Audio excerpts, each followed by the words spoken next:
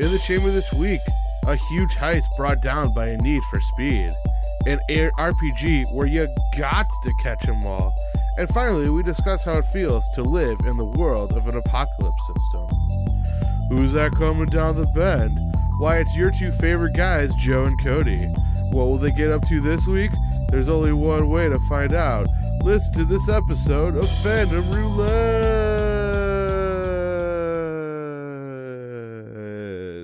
Hey everyone, welcome to Fandom Roulette. This is Joe. And then I'm Cody.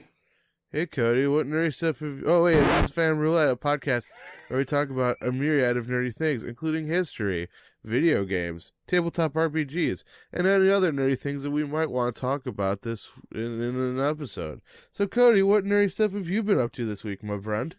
Nerdy stuff? Well, boy howdy, I did it. I finally did it. Finally did what? I got all the Kingdom Hearts stuff done. I don't know if I said that last week. Ooh, you were very close last week. Yes, I finished everything. I did the demo. You had like 3D door drop dimensions or whatever. Right. So the last things that I needed were a kind of a glorified like 2-hour demo and then a movie. And so I finished those up, and the demo was really sweet. I hope that they plan to use most, if not all, of what I found in the demo. Because, so excited for next week. Stuff. And then I also played the Resident Evil 2 demo, the one shot. Oh yeah, how was that? It was spooky. And gosh darn it, I hate when you point a pistol at someone's head. At a zombie's head, of course. Wouldn't point at a real person's head. And then pull that trigger, and then they're still alive. Drives me crazy. I mean, I would think we can all relate to that feel. Am I right, audience at home?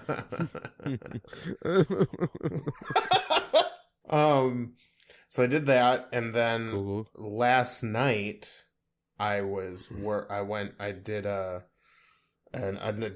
in a D&D campaign that gasp. Yeah, I know. I do a lot of D&D stuff with my time. That's so weird. I didn't know that. Yeah, and I'm like you have a suitcase of stuff that you lug around with you now. Right? Yeah, I've gotten so much stuff in my D&D career that instead of carrying around an old grocery bag and a backpack, I upgraded to a rolling suitcase. You gotta tweet a picture of that, my man. Like, yeah. God damn, it's a thing of beauty. It truly is. Stuff in there. Yes, the photos incoming probably over the weekend or early next week. Yeah. It's like, have you ever like seen like a person with like their like rig set up for like their sound rigs for like concerts and stuff? It almost looks like that, but for D&D. It's a thing of beauty. It's good. And then. So yeah, that's kind of what I've been up to besides the usual. What nerdy stuff have you been up to? Oh, well, last weekend we played our session of our D&D campaign, of course. Yes. So we're all kind of getting the new feeling for our new characters and things like that. Pretty excited about this party composition. We got some weird and wacky characters. And it wouldn't be D&D without it.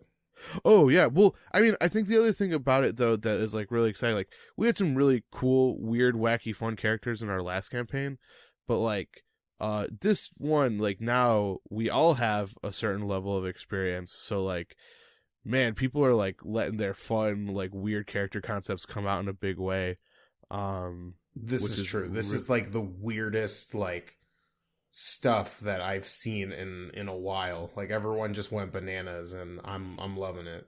Yeah, it's gonna be some wacky stuff. But anyway, other things. Star Trek Discovery came back. Yeah, how's that going? I watched the first episode of season 2, and I liked it quite a lot. Nice. I'm really hoping that it is kind of like this is what we're gonna be like going forward. Because there were a couple of like major points that happened, like a couple of major things that happened, which was like, so I don't quite remember how long episodes were in the last season. I got to assume that they were your pretty traditional TV, like 40 to 50 minutes. It was a season premiere, so it was about an hour, right?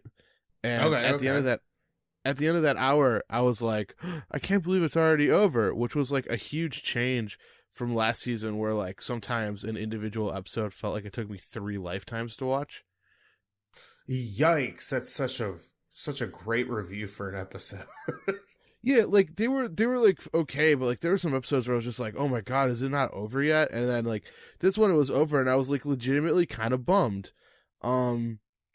So if you've seen any of the trailers or anything like that, this season the new captain is Captain Pike, who is actually technically going to be the original first captain of Star Trek before that pilot wasn't picked up anywhere. Okay. And then he was replaced by Kirk when the show was eventually picked up. And then he was that guy who showed up in the episode where he was in the wheelchair where he communicates with Morse code. Yeah, it was a thing. Good. I have no idea what you're talking about. I'll find a picture and I will like upload it because it's a pretty wacky image. But anyway, They got this actor who looks like remarkably like the guy who played Captain Pike back in the 60s. And at the end of the episode, he's like, hey, like, we're going to be on this mission together. But like, I just wanted to like, let you like, I just wanted to say like, we're going to be working together and I want you to trust me. And like, let's, this is serious. Like we have to save the universe, but like, let's have a little bit of fun and ruffle some feathers along the way. And I was like, man, that's kind of like always the thing I've always kind of loved about Star Trek. Is it's like, yeah, there's episodes where it gets serious, but like there's a level of fun there too. And it seems like Pike is going to be really good at what I've now started referring to as the Captain Wink. Where, yeah, so like there'll be like episodes or like scenes or like different things where it'll be like, Starfleet said that we can't do this thing because it will be very dangerous for like the fate of the universe. We can't do this thing at like coordinates 80, 75 or whatever. And then like the captain winks and then they like walk off the bridge. And it's like, oh, I guess we got to go to this thing now and do this thing that we're not allowed to do. And so it's one of those deals where it's like, I told them they couldn't. And then they always get medals because they saved the universe. So.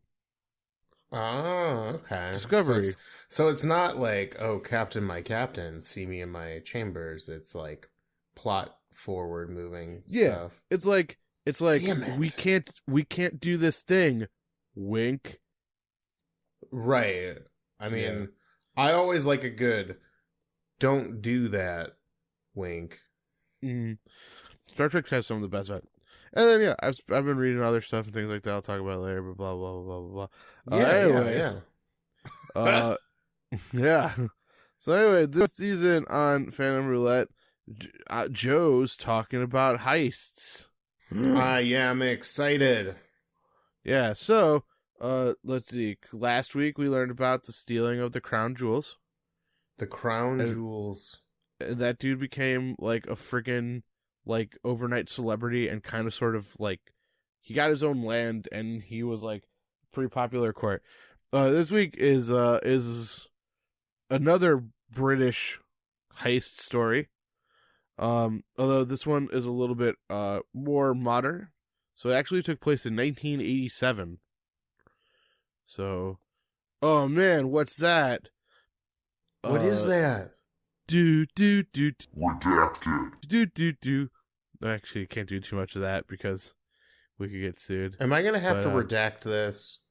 No, I mean I didn't do enough of it that we would get like sued for like copyright infringement or anything. Oh man, look at this coat I'm wearing. It's made out of like polyester and like is like pale blue or whatever. Okay. And I'm wearing like a white shirt underneath. I'm like a Miami Vice man. Yeah, and I have cool sunglasses. But anyways, everything's pink and blue. Yeah, right? It's beautiful. Okay, so this took place in 1987 in a place called Shovel Place in Knightsbridge, England, which is actually technically part of the city of Westminster. Shovel Place. In London. What? Shovel Place. Is that what you just said? Shovel. Oh. Cheval. Yeah. I thought you said Shovel Place, and I'm like, come on. There's no way. So, yeah, no, there's no way. So this is actually considered to be one of the largest bank robberies in history. Which is a pretty cool. And so this robbery was led by this dude named Valerio Viccei, who was an Italian. And he was a lawyer's son who arrived in London in 1986 because he had to run away from his native Italy because he was wanted for 50 armed robberies. Wow. Yeah, so this guy, Holy shit. This guy robs banks. Yeah, he plays hard, man. For a living. Pretty much. And so once in London, he was like, well, I need to maintain my Playboy lifestyle. So what do you do if you want to maintain your Playboy lifestyle, Cody? You rob more banks. Invests in stocks. I mean, rob banks. Yeah, you rob more banks. Yeah. So on this particular occasion, he secured inside help from the gentleman who was the managing director of the whole center. So I looked it up. It's kind of like a shopping mall-ish looking thing. Who was a guy named Parvez Latif, who was heavily in debt. So, this Valerio was like, I need to get some people on my side who can help me out. So he probably promised this guy quite a lot of money. So on the day of the robbery, two men entered the Knightsbridge Safe Deposit Center and requested that they wanted to rent a safe deposit box. Now, do you know what a safe deposit box is, Cody? It's a box, and it's safe. Yeah, it's like you go to banks, or in this case, it seems like they had just safe deposit boxes where you could put in valuables, and you have to know, you either get a key or you have to remember a special code. And it's the things where you keep your valuable stuff that you don't necessarily want to keep in your house. So these guys show up. They're probably dressed pretty nice, I would assume. They're like, hey, we're here to open up a safe deposit. So they get into the vault. They drew handguns and they subdued the manager and security guards. Damn. And then they go back upstairs and they hang a sign on the street level door explaining that the safe deposit center was temporarily closed while letting in further accomplices. And I suppose the British people were so polite they never questioned it. Wow, they just put up a fucking sign?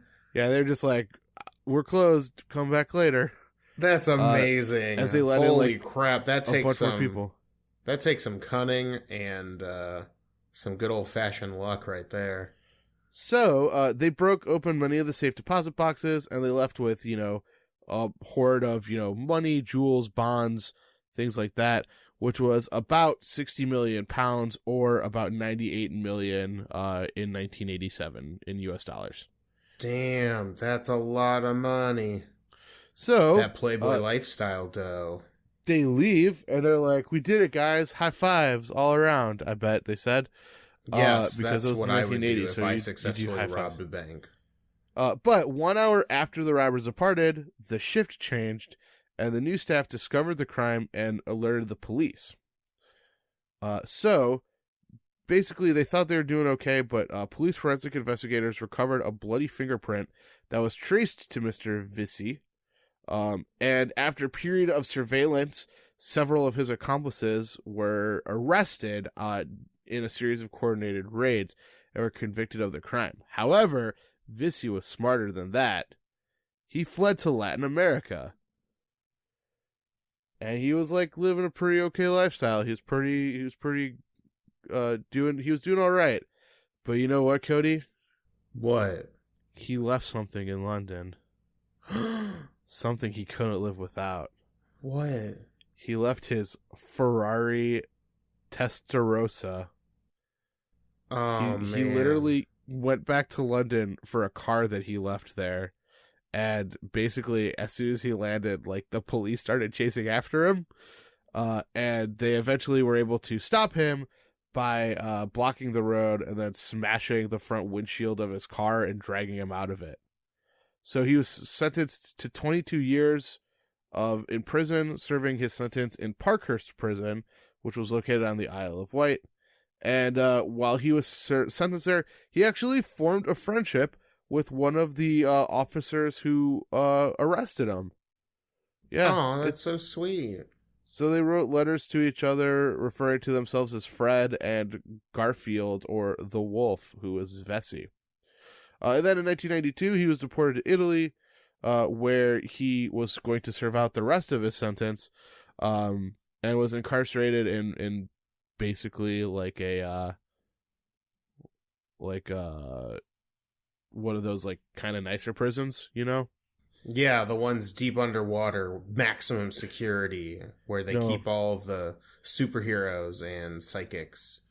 It seems like it was like an open jail on an island and off the coast of Italy, and was allowed to run a translation company while he was there as well. Wow, but sadly, that's nice. In 2000, when he was being released from prison, a gunfight broke out between Viccei and the police, and he did actually die, which is kind of a bummer ending to the story. Wow.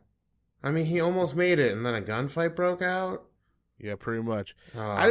I just thought it was hilarious that the thing that brought down this like hardened criminal of like 50 plus armed bank robberies was like, oh, I need to go get my car. Like, my dude, you And, had like, 98 million. Just right. buy a new car. Well, not only that, but like, you just flew in and you're like, nah, they would never suspect me to just waltz in. Yeah, I'm not suggesting that like the technology of the 80s was as good as our technology is today, but it was certainly a lot better than like back in the day when there was like no technology to like like they could monitor faces and stuff. We've seen movies. Right. Minority Report. You can just precog that shit now. That was in the future, Cody. That was okay. Whoa, I'm doing the precog thing. Enhance. Zoom in on that hand. Enhance. Okay. Now enhance. Ooh, now he needs to clean out deboss. underneath his. Now he needs to clean out underneath his fingernails. Oh, That's he's grody. dirty. De-enhance. Or whatever you say to make it go farther away. Unzoom. Is that what they say? I don't know, man. It's been a minute since I've seen that movie. I know, don't you're think talking I've like you're seen some that kind of movie. Minority Report expert, Cody. Oh, okay. I understand how this works now. If I make a pass at a movie, I'm immediately an expert on it. No, I never suggested that. Because I make so many passes at things that I'm not experts on, that would set up a very dangerous precedent for me. I'm not an expert on a lot of things. It's true. You're an expert at video games. I'd like to think I am. You're very smart when it comes to video games. I know a thing or two about the video games. Yeah. In fact, what? Wow, what a good segue into the next section. Well, look at this little fella. Oh wait, do you have any questions about that heist? Yes. Yeah, hit me with them. What would you put in a safety deposit box that's not money? I'm trying to think of anything I own that's like particularly valuable. I mean, it doesn't have to be valuable. Just something that you'd put in a safety deposit box. That's fair. That's not money. I'd probably put my super cool hand-wound Star Trek pocket watch in a safety deposit box. Nice. What would you put in a safety deposit box? I'd put in something weird. Oh, like, well, okay. Like a half-eaten peanut butter and jelly sandwich with a note sticking out of it with like some arbitrary clue to nothing. It was like, fuck and you, then Viccei. And then I mailed a key to just some random stranger, and then their entire lives are enveloped in this weird, nowhere going. What the fuck? I kind of love it. Right? That just off the dome. That's great. Yeah, I mean, this is what it's like to be a DM. I have to always think like this. I mean, that's fair. That's yeah. why you got the. That's why you got. That's how you got the touch. You got the power. Yeah. I think that was not enough for them to sue us. I'll redact it if I feel like it's too long. We're redacting a lot of shit this episode, huh? Redacted. I just love the idea of you've got the redacted. Oh man.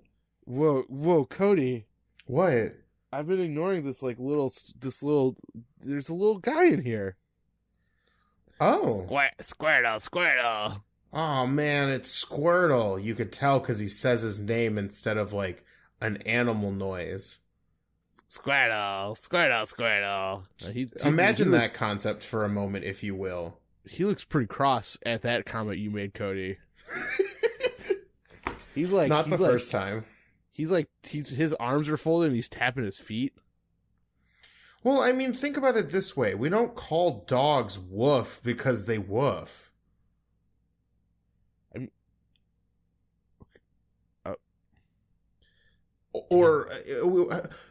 My favorite animal, the meow meow. I mean, to be fair, Meowth is a Pokemon, and that's pretty close to meow. Yeah, well, I'm going to throw this one out there too. Is different languages have different ways to onomatopoeia their animals. That's true. Yeah. It's interesting, isn't it? Yeah. Squirtle. I just always thought that was a funny concept, Squirtle. Yeah. Squirtle.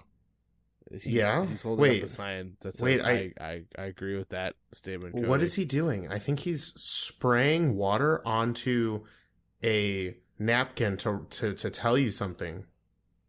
What are you doing, Squirtle? Oh God. Did he use bubble or something? Is that the bubble sound effect? I don't know what that was, my dude. Oh man, he used water gun. It's pretty effective. Because as we all know, Joe's a rock type. Ah. Ow. Oh, I fainted. Well, don't worry. In the Pokemon universe, there is free healthcare for everybody. Every Pokemon. Squirtle. It's true. They don't specify if humans get free healthcare or not. Yeah, because there's not really hospitals. Anyways, this is the long way around to tell you all that today I'm talking about one of the few things I'm actually knowledgeable at. Being the very best. Being the very best. Like that no one ever was. Are you catching them? Is that your real test? Yes, I'm going to catch them all. Guys, what's your cause? To catch them? Or no, to train them. Fuck. Them. God damn it, Cody. God damn it, I put up that ball so easy for you to spike. I know, and I was singing it in my head. I just had it backwards. Are you good at travel? Anyways, today we're talking about, I'm talking about Pokemon. Teach Pokemon to understand.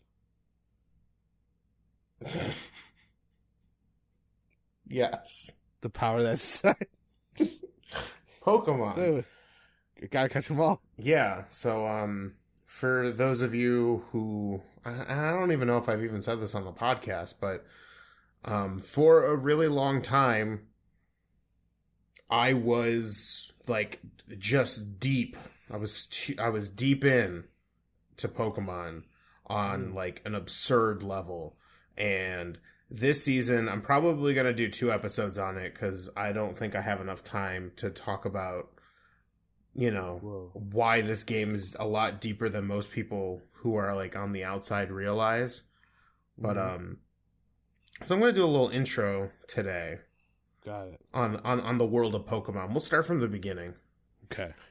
So in the good old year of 1998, which if memory serves, I was probably 6, maybe 7.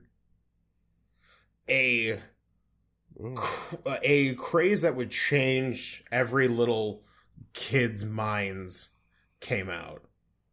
2 red and blue cartridges, a goofy game called Pokemon, where you get to play as a presumably 10 to 13-year-old kid. It's kind of undetermined. They were pixels back then, so you never really knew. But your whole goal was to go out with, your good buddy who's a pocket monster, a creature in a society of many creatures, at the time 151 of them. And you go and collect Pokemon, you train your Pokemon against wild Pokemon, and then you battle them with gym leaders and, local gangs, and eventually you go to the cream of the crop, the number one test to see how much of a real champion you are. And I know this sounds like every other RPG, and I hear what you're saying, Joe, already. Okay. But Cody, how did this get so popular? It just kind of sounds like, pretty standard RPG, right? Like, there were a lot of those at the time. How did this get so popular? It sounds like a random RPG. The thing you said at the end. Right? I want to tell you. How? So, up until this point, if you were a 90s kid, such as myself. Only 90s kids will remember. No, I don't want to gatekeep the 90s. That's not... God. I don't want to be that guy. I was referencing the popular meme. Yes, no, I'm memes. I'm a memeologist. Spicy memes. Ooh, don't know. So growing up in the 90s, there were... One thing was kind of true pretty much anywhere that I ever went. And granted, I probably had a low scope on this, but at least according to television and commercials and stuff like that, anything that was collectible was hype. Oh, for sure. It was, we had Pogs. Crazy Bones? What? Do you remember Crazy Bones? Crazy Bones? Yeah, Crazy Bones and / Go-Go's. I don't know why. I never, I know I'm not sure which is the right one. Oh. But, there were these collectible little plastic molds of, goofy faces with different colors. And it was just these plastic little things with faces on them. And for some reason, they were all the rage. There were, at this point, a bunch of trading card games. Magic was super popular. A show based on a card game, Yu-Gi-Oh! Would eventually become popular. But there was tons of these collectible, pieces of merchandise that you had to buy in, packs and things like that. And we hadn't up until this point really had that, at least from what, and sure, I'm sure there's somebody out there who is deeper into this than I am, is like, well, Cody, actually, mainstream video games hadn't hit this point yet. We didn't have anything like Pokemon. And basically it's a collectathon. It's a RPG where instead of having one character or a party of characters, you had an entire world of characters to collect, and you could battle with them and train with them, and they're all very different. One of the big things is they're pocket monsters. They're these cool creatures. Some of them look like dinosaurs. Some of them look like birds and rodents and common creatures that you'd find. Some of them, based off of goofy stuff that you'd find in the wild. But at this point we hadn't seen an RPG where the main character or the main players are collectible creatures that level up and evolve and get different moves. Sure. And so that was a huge thing. The way the game works, to put it simply, and I'll basically talk in the next episode that I do with this, why this, kind of changes. But it's kind of like a rock, paper, scissors mechanics.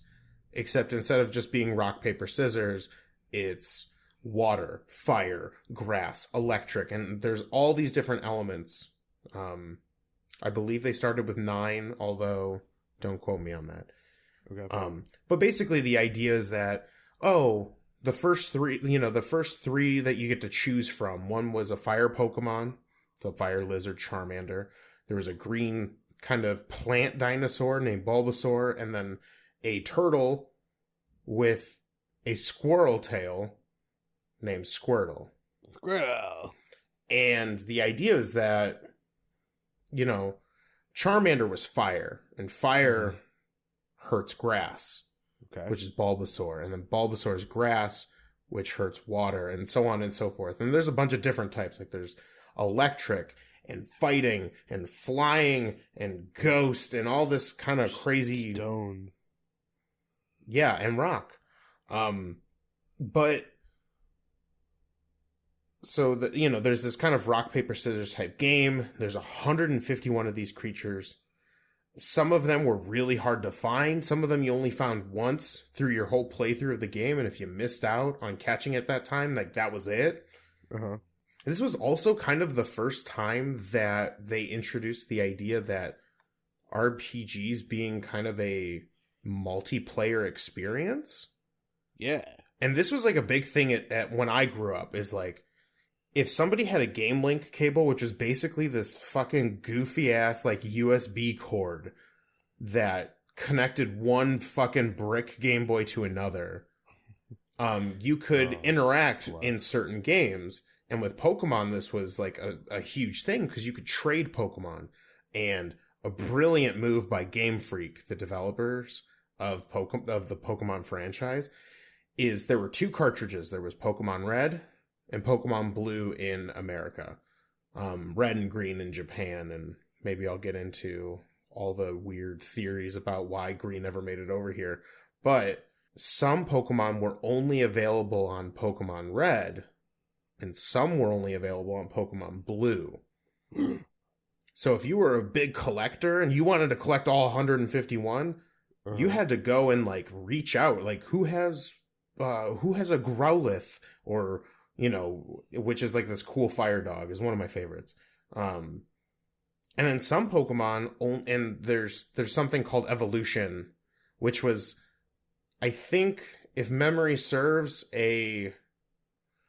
this kind of bothered a lot of like Christian churches in the height of the Pokemon fandom, was that they were teaching kids that of the evolution concept. And so in this game, you can level up Pokemon, and at certain levels, they would evolve into their next stronger form. And then some, and there were different ways to evolve Pokemon, but, this was the first time that, like, it really got people together on an RPG. It's like, hey, can I trade you this for this? Kind of like how we do with, like, cards or Go-Go's and things like that. But then you can also battle with them. And so you can have battles with other people. So like once you finish the game and you're like, all right, well, I beat everyone. Well, I want to take on Joe. Joe's got a pretty good Pokemon lineup. Let's fight. And you can fight. Let's do it. And I think it's the first time that we had seen a game blow, because on surface level, it blew up because it was a cute kids game about collecting monsters in that very addictive, like, gotta catch 'em all kind of mentality. But it also introduced something that we hadn't seen yet, which was a multiplayer RPG where other people can help you by trading, or people can just fight each other to see who's better than who. And it blew up.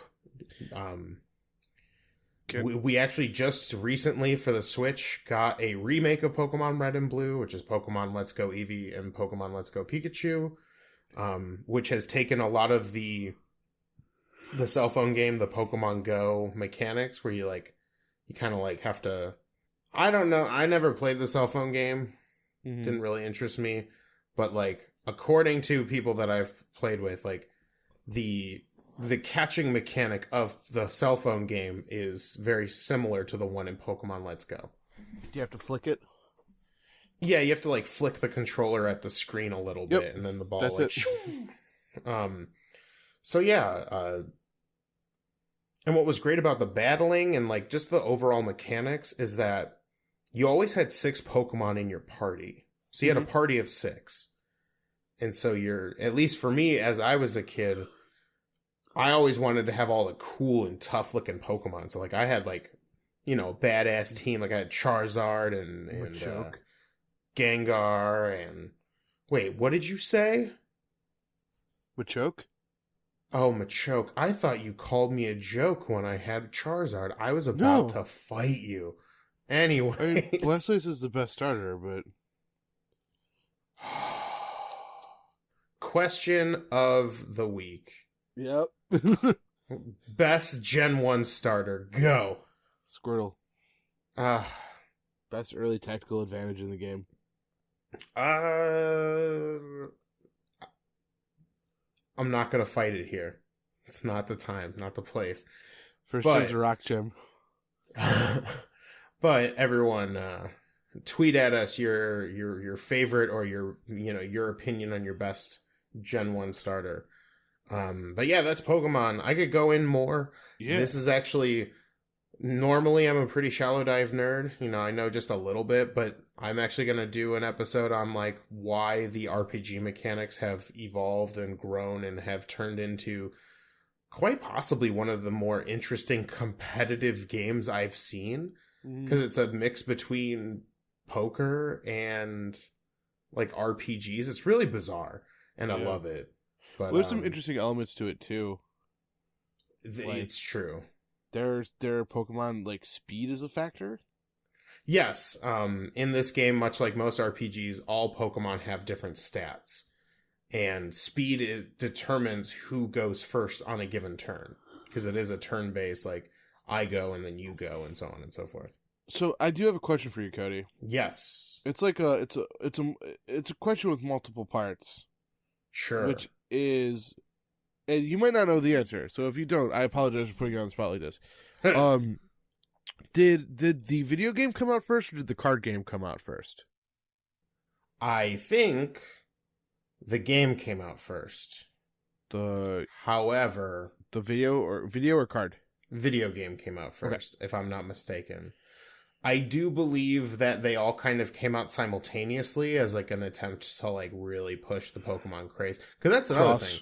There's Pokemon cards, which is like its own thing, and if you're at all into trading card games, this is similar to those of like Magic and Yu-Gi-Oh! And well, because like that was the thing. I was gonna say, like, as a kid, like, I learned a little bit later because that Pokemon was a game, like, because I just knew it as the trading card game.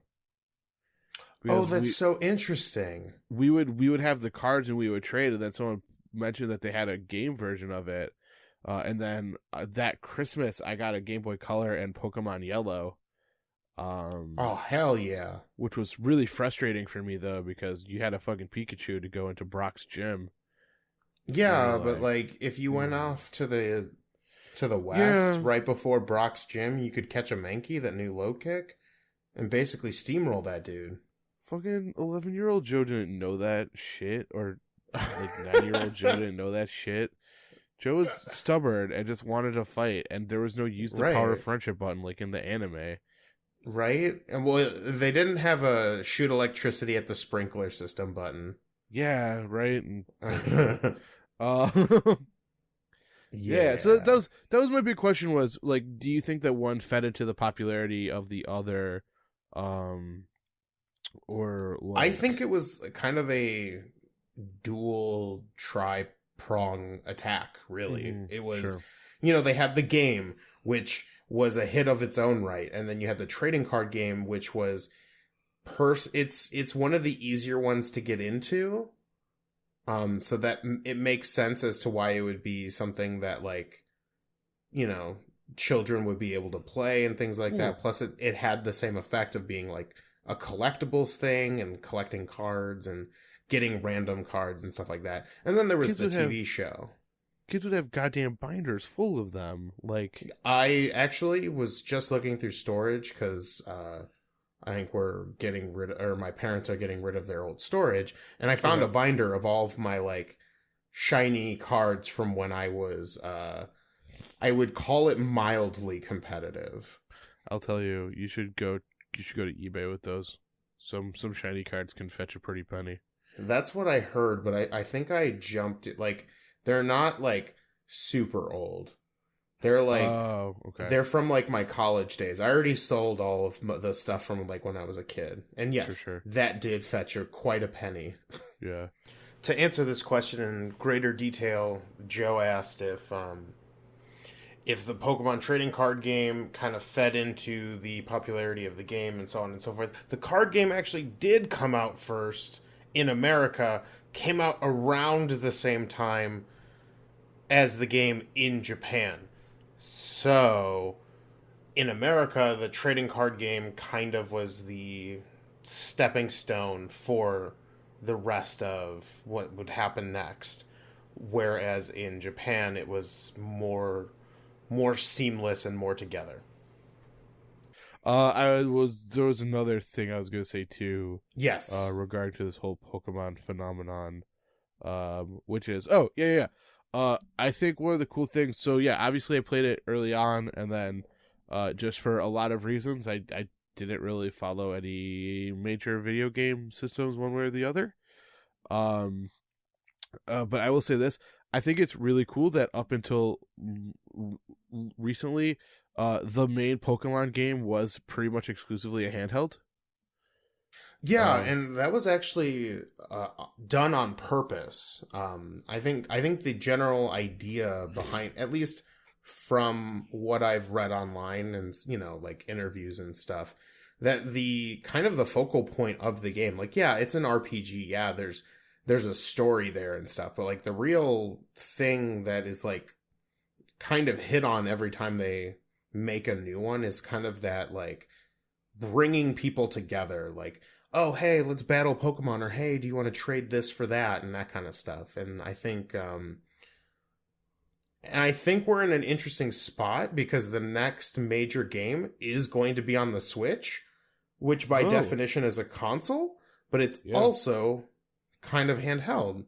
So it'll be interesting to see where we go. Switch is a game changer. And then the other thing I was going to say about it was, I do know, just being friends with like you and a couple other Pokemon people, that I think one of the coolest things about it too is that every new game they establish a new piece of like a new location for Pokemon, and they try to change up what kind of Pokemon you experience in that part of the world. So like the most recent one was Alolan, which was like Sun Hawaii. and Moon. And then the one before, there was like a New York City Pokemon game basically, and there was like a France Pokemon game, which is like kind of interesting. So yeah, I do like that they kind of take the Pokemon universe and kind of explore what that world would look like, throwing it into kind of world, like, different settings, like, Hawaii, like for instance, Hawaii, and one of them was France. And yeah, it'll be interesting to see what they keep doing with it. We've seen a lot of like remakes and stuff, so I'll be excited to see what the next generation has to come.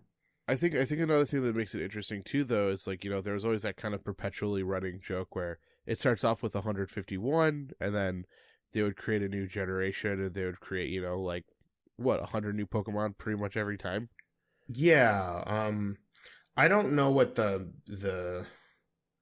I don't know what it's at right now. 807. Because I kind of fell off on Sun and Moon. I didn't really enjoy the way they did the base game. Like because they changed the way gyms work. And I just wasn't really feeling it. I went to the Elite Four and I like beat them, but like I didn't do any of the end game content or catch any like the legendaries. And I know there's kind of like a big thing about, there's like some weird alternate dimension with like these crazy like space Pokemon, and they're all fucking wild looking. Like, just imagine like what Pokemon would look like if they were like, I came from Mars, and it was like, it's bizarre. But I also like the generations because as they, while they also change to, the locations, they always tend to add new mechanics. And base Pokemon, Red and Blue, pretty simple, straightforward. I think there's like, 9 or 10 types and, and some stats, and that was it. But then each time they introduce new typing, like Psychic like Dark and Steel Pokemon. that became a thing. And then they introduced something called abilities, which every single Pokemon has like a special unique ability. And so on and so forth. And now I guess the quote unquote meta is so advanced that there's so much to consider when building like a competitive team and stuff like that. And it's super fun. And if you like RPGs and you're kind of like, Pokemon kind of sounds like a baby game, I would give it a shot, because while it might be childish on the surface, there is a lot of depth in the mechanics. Yeah, sounds like fun. And I as a person who played it as a kid, it's one thing I've always wanted to get back into. It's just a matter of figuring out how, but yeah, without spending money on a DS. A bit of a money sink for sure. Now, shall we do the thing? We should move on to middle section. Yeah, that's good. That's a good enough.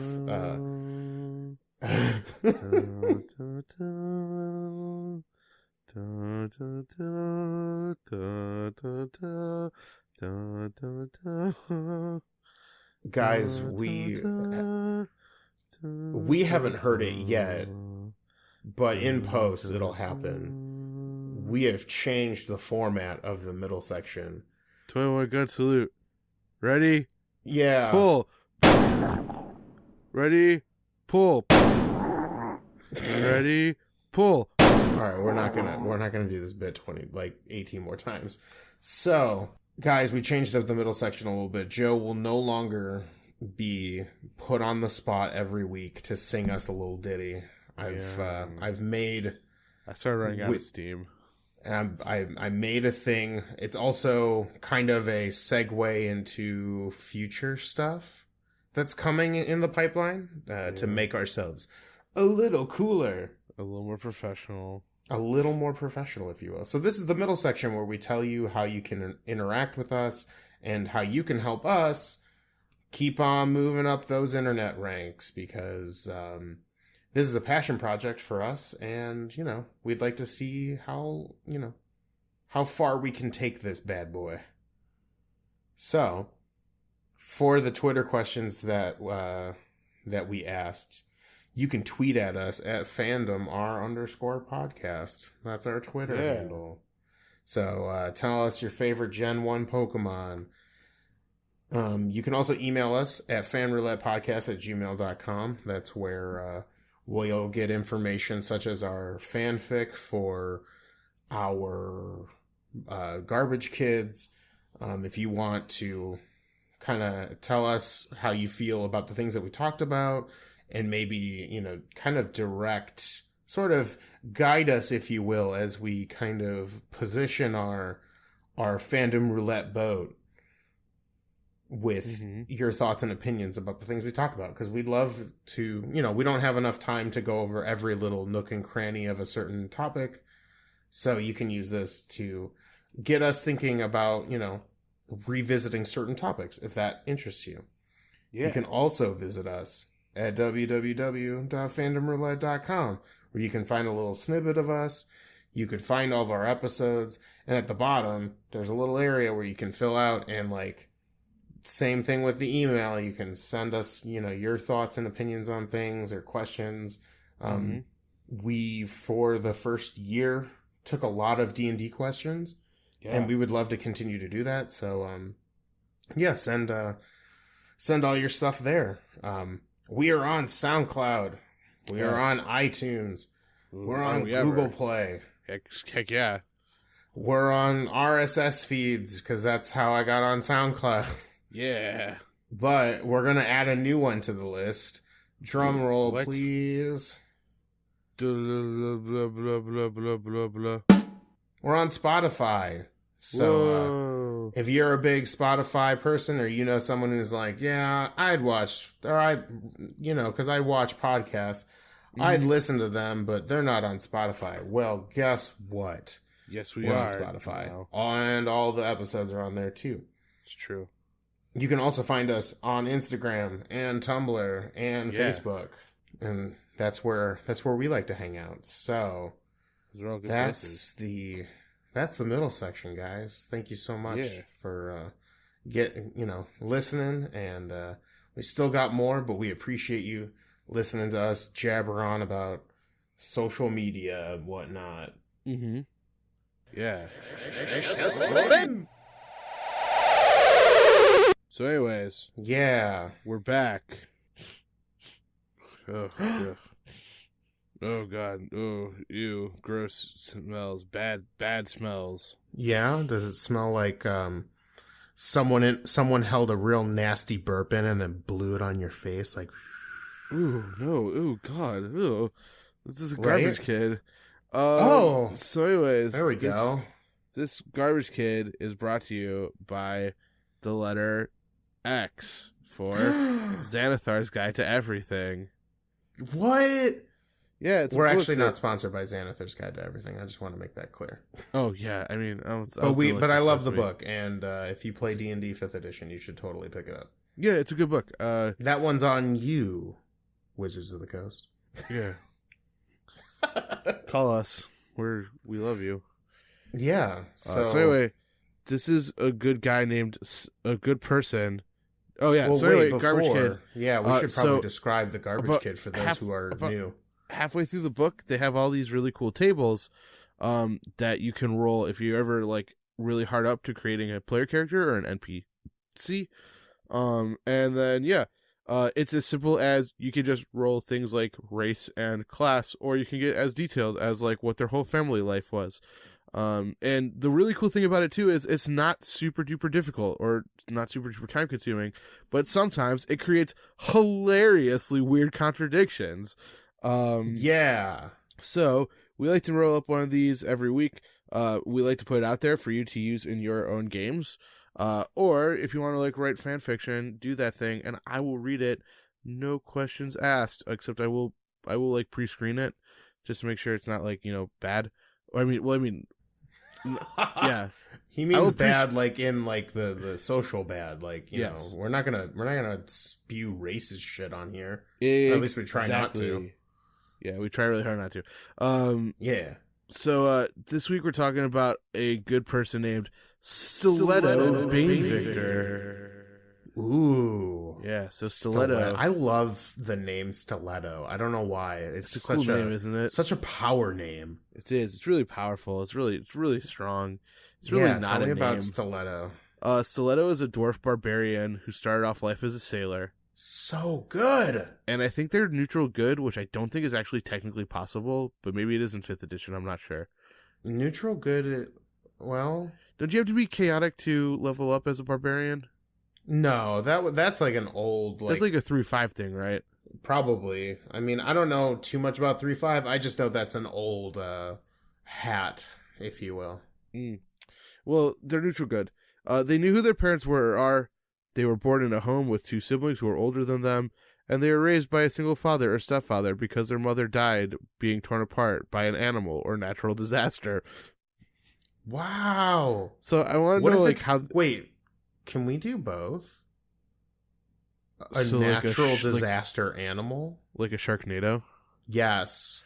Oh Get my at god. us. Get at us, sci-fi. Ooh, I love it. We're chomping your style. We lived a modest... They lived a modest lifestyle. They lived in a large house, and they had a few close friends and lived an ordinary childhood. Good so far. They became a sailor because reavers attacked their community, so they found refuge on a ship until they could seek vengeance. And they became a barbarian because their anger needed to be channeled into battle, or they risked becoming an indiscriminate killer. I love Wow. this dude. Well, this turned real quick. Their barbarian totem is 3 eagle feathers given to them by a wise shaman who told them that they would play a role in determining their fate. Their tattoo is images of their spirit animal tattooed along their weapon, arm, and hand. Yes. Their superstition is that dwarves have lost their spirits and are almost like the undead. That's why they live underground. Wow, that's fantasy racist. He's a dwarf, so That's super weird. that's the true joy of Xanathar of the garbage kid is I can roll something like that. And then they are 31 to 40 years old with 3 life events. They Cool. fell in love and got married. Yeah. They suffered a tragedy, which their current or No. prospective romantic partner died of natural causes. Oh, what the fuck? And they went on an adventure and found a considerable amount of treasure on the adventure. So they have 1d20 plus 50 GP left from their share of it. Damn, that's a really nice one to roll if you're gonna like play that way. Yeah, right? That's so cool. anyway, Cody, so now that we've met Stiletto, we have to ask ourselves a very important question. And I think A this one might patent be question from I the think this top one leading scientists. might be one of our easiest ones. Probably really. yeah. So we judge our garbage kids not only based on how garbage they are, but how edgy they are. And we, of course, where do all the edgy teens go to hang out, Cody? Hot Topic. Hot Topic. That's right, Cody. Yes. So do you think that fucking Stiletto would go to Hot Topic? Are you kidding me? Probably frequent. They have a frequent flyer card to Hot Topic. Yeah, that's what Hot Topic has. They have frequent flyer cards. Yeah. You know why they have a frequent flyer cards there, Cody? No. Because when you go in, sometimes you have to deal with 21 Pilots. Ooh. Ooh. Oh. Oh, you got me. Mic drop. I quit the podcast. This is the last episode, guys. No, I just lit a I think cigarette. Stiletto goes in and occasionally will buy their two older siblings some Funko Pop figures from their favorite TV shows. Sure, obviously, and they'll be like, "How did they even make? Like, why do they even make 2 Angry Beavers Funko Pops?" Right, and I think Stiletto probably picked themselves up the sweat wristbands with the AFI logo on it. Nice. Yeah. It's a good look. Yeah. Also probably like some cool like black eyeliner or whatever. No doubt. Did they get themselves cool black eyeliner? Yeah, who didn't have cool black eyeliner when they were young and angsty? I didn't, but Cool, that Anyways. makes one of us. oh no. It's a journey of discovery. Yeah, we're all learning new things about ourselves every day. Mm-hmm. So anyways, shall we move on to the last little section of this bad boy? Yeah, so we've been talking a lot these past couple episodes, and we haven't been given so much love to our new system that we're looking at. Yeah. It's cool stuff. Yeah, so we're looking at the Powered by the Apocalypse system, which is kind of a baseline for a lot of cool games that have come out. I know we've given the examples of Monster of the Week, Apocalypse World, Dungeon World. I know Monster Blades Heart. in the Dark is a very heavily modified version of that. It's true. And so we've been kind of taking a bit of a dip, a bit of a dive, if you will, into what one of the top developers using this system, who created Monster Hearts, if memory serves. They created just Apocalypse World in general, but it could be But wrong. anyways, someone created a nice PDF to kind of hack your vision, your idea into its own Powered by the Apocalypse system, with the notion that you shouldn't spend like countless hours and have a 300-page book and never throw dice at it. Yeah. Exactly. So we first discussed about characters and kind of the flow of play. Now we're going to talk about actually playing the game because a lot of the mechanics are things that we can tweak and mess around with, but the kind of ingenious idea behind the Power of the Apocalypse engine is the way that it plays. Yeah, for sure. Yeah. So I think one of the cool things about it is as a dungeon master, or whatever your game has, whoever is kind of responsible to being the kind of judge, jury, and executioner of your players. Mm-hmm. In the Simple World PDF, when when the dungeon master or game master starts, the first session, they're juggling two responsibilities, which is basically following the players around and kind of learn about them a little bit, as to give the DM or the GM some fuel for that fire, to give them conflict that the players so crave. And then giving the sense of what the players to be expected in this world. Like, what kind of world are you playing in? Is it a, high sci-fi alien world that you're playing on? Like, you're going to tell the players, like, this place is, it's got slime everywhere and tubes that come out of the ground. And, you're going to really try to get people invested in the world that you've created. Yeah. And if you'll allow me, the other big part is, as a game master, I'll just stick with game master for now. A lot of what you'll be doing is talking with your players in the world that you've created. And then this concept, this kind of nebulous on purpose concept called moves.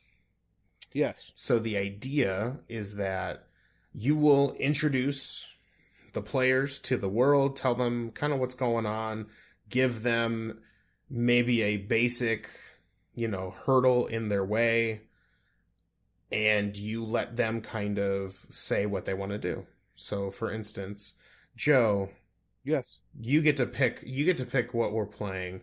Ooh. And what you want to do.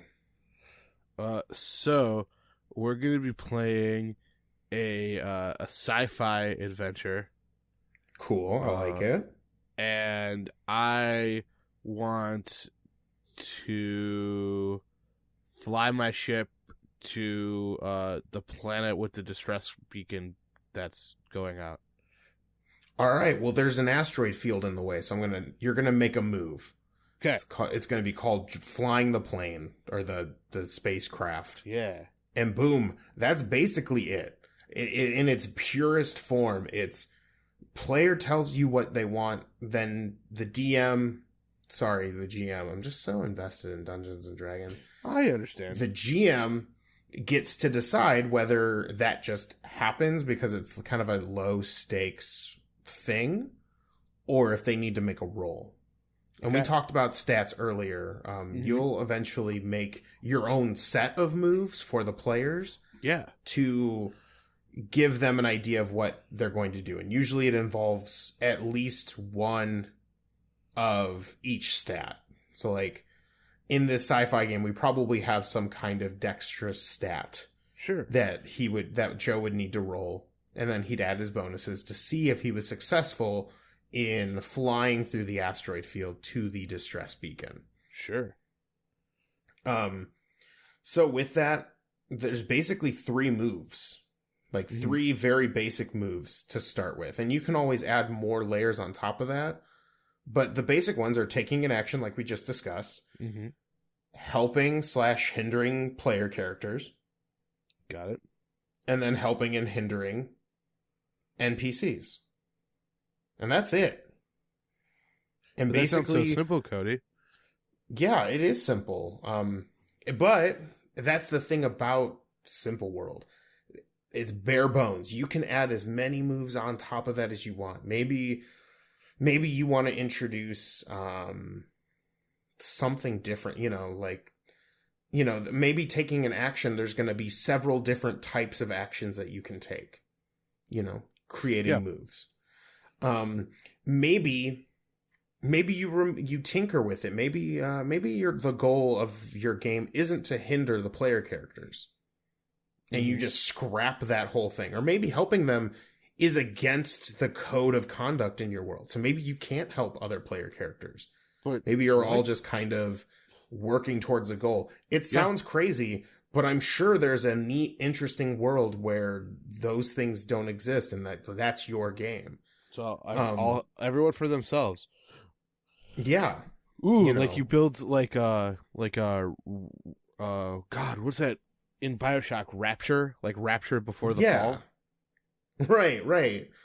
And there's totally like, for instance, Blades in the Dark, which I'm semi-familiar with. Like, Yeah. you're not doing you're helping yourself. Mm-hmm.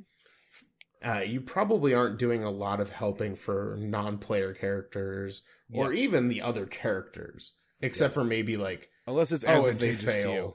Right.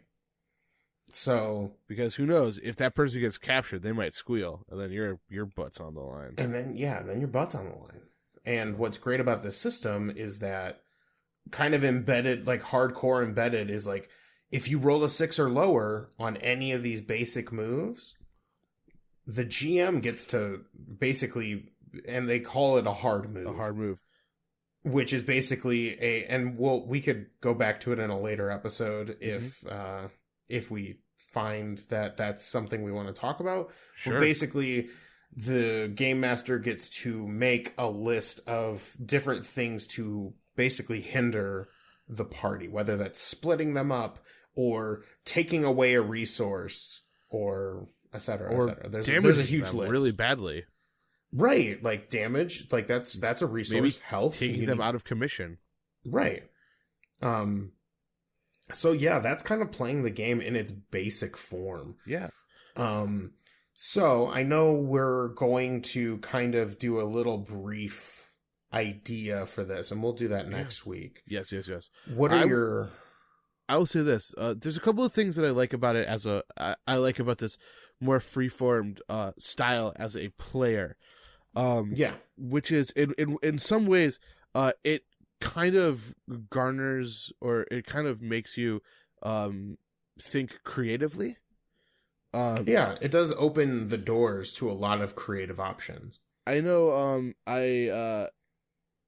when we played it, one of the things that you said, and I've heard other people who talk about this system, is you don't necessarily say things like, I want to take a hard action or something like that, Right. Yeah, you don't usually those... try to say the action that you want to do. You mostly just say, I want to do this, and then the game master is supposed to decipher what that means. Yeah, determines, and then they also get to determine how difficult it is too. And so like one of the things about it is, it's no surprise that the two of us both love D&D. One of the things about D&D though is sometimes you're playing in a very like narrow box, right? You're playing in a box with some defined rules and some defined terminology, and sometimes things have to fit into those defined moves, which is, designed to prevent you from sliding across the ground, throwing 30 knives, and, then doing a cool backflip out of your knee slide, Right. Not that you could do that in the Apocalypse system, by the way, but, that's more along the lines of, well, could I shoot the water tank above it? And then the DM has to think about it, right? It's like, oh God, what do I do in this situation? How would that change? How would that help? How would that hinder? Right. And one of the things that I love, or that I loved about GMing that first Monster of the Week game, once I had like the world planned out and kind of what you guys were going to do, and like the different NPCs that you'd probably meet, a lot of it ended up just being like, okay, what do you do? Mm-hmm. Okay, cool, you do that thing. Or, oh, you can do that, but that's going to cost you. And it's a lot of reactionary, like when you're at the table, it's very reactionary for the game master. Mostly because we don't, at least in the basic, like simple world game, hard moves don't come unless someone fails a roll. Mm-hmm. So like a lot of stuff that happens is like purely reactionary. Now that doesn't have to be your simple world game if you're looking to do something else, but in its kind of, if you get rid of all of the nuance, that's the game. Yeah, it's for sure. What do you want to do? Okay, that thing happens, but then this also happens. Mm-hmm. And yeah, I know it says it in the PDF, but the game is kind of like having a conversation with someone, you know? I mean, there are dice involved and there's, an index card here and there, but yeah, it's a pretty solid, I like the way this game flows. Yeah, it's a nice flow. I also think, I've mentioned this before, but if you have a friend who's like maybe thinking about trying to get into RPGs but doesn't necessarily want to sit down to D&D, which I know for a lot of people can be considered quote unquote the daunting one, this might be a fun one to start off with.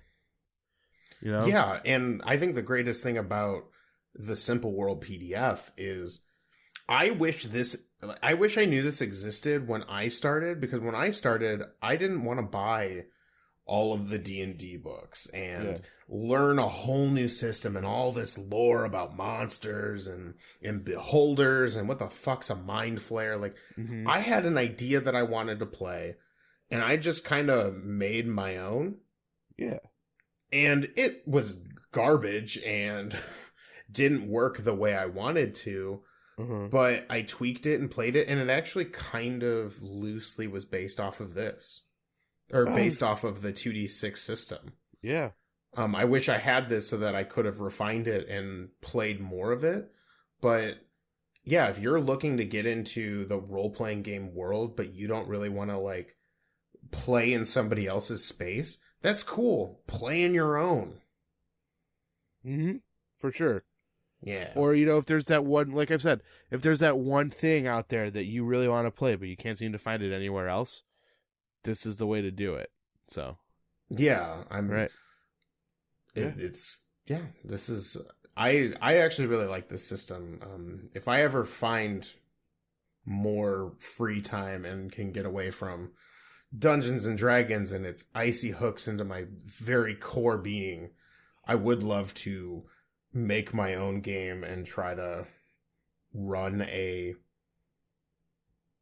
game kind of similar to Monster of the Week. Like, I'd probably realistically use that and just implant my story over it now that I've seen Monster of the Week. But my first game was, or my first story that I weaved and told was, my wife and a friend of mine were hunters, similar to that of Supernatural or Secret World, the MMO video game that came out a while back, where they had to hunt the supernatural creatures and basically kind of do it in secret.